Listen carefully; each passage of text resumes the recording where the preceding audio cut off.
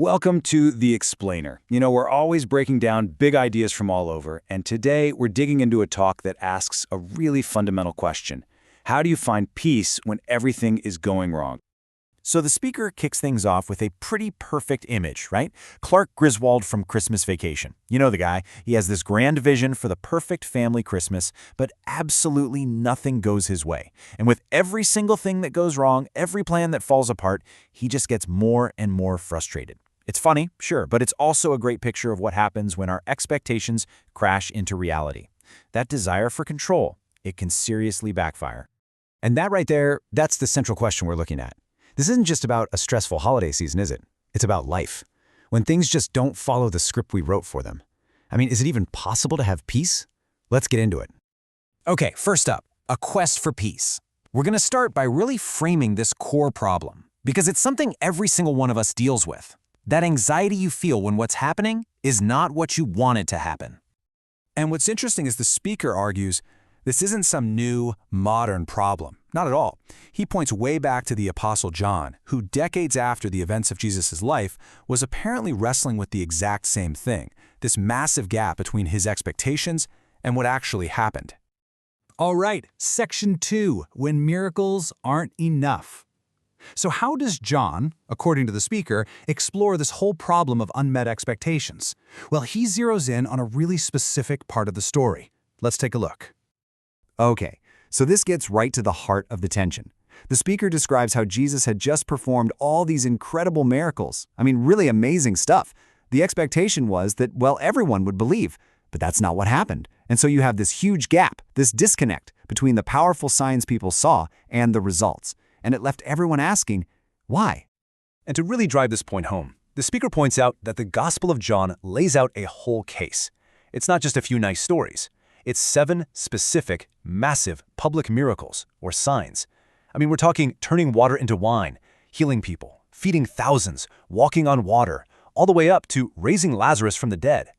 The point is, this was supposed to be undeniable proof. And here's the quote that sums it all up.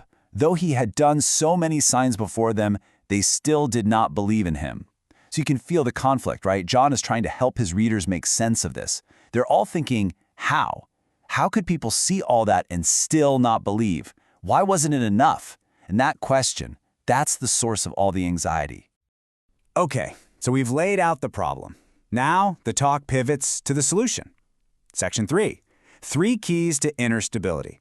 The speaker dives back into John's writings and pulls out 3 big ideas, 3 principles that he says can lead to real peace, even when things are going totally haywire. All right, key number 1. So what's the very first step to finding this kind of peace? Well, according to the source, it all starts with this: Trusting in a sovereign plan. The idea here is that John was able to find peace by completely reframing the situation. He realized that the rejection Jesus faced wasn't a mistake. It wasn't a failure of the plan. In fact, it was the fulfillment of a really old prophecy from Isaiah.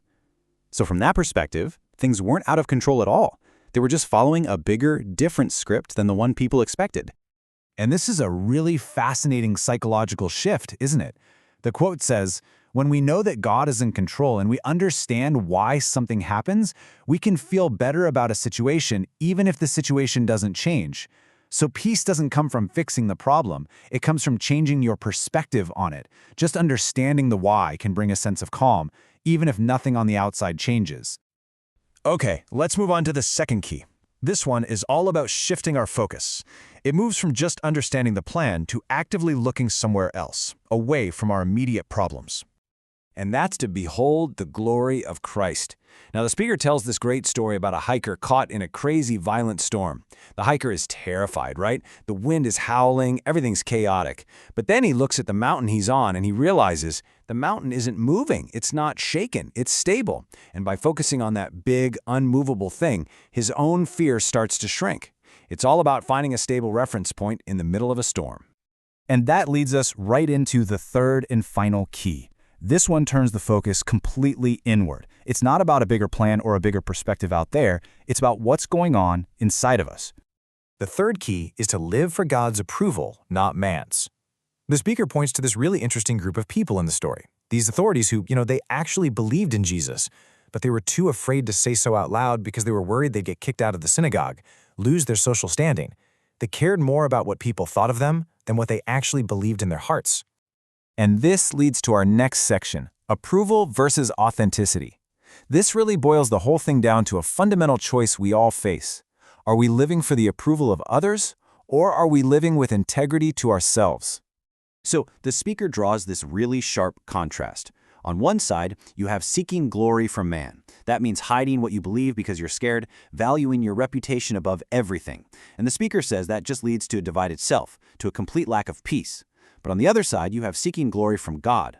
This is about confessing your beliefs, valuing your own integrity and authenticity. And that, he argues, is what leads to being a whole person and to inner peace. And really, this is the ultimate point he's making. You simply cannot have peace when you are divided against yourself. It's impossible. The stress of trying to be two different people at once, of maintaining that facade, it's just exhausting. Authenticity, he says, isn't just a nice idea, it's an absolute prerequisite for inner stability.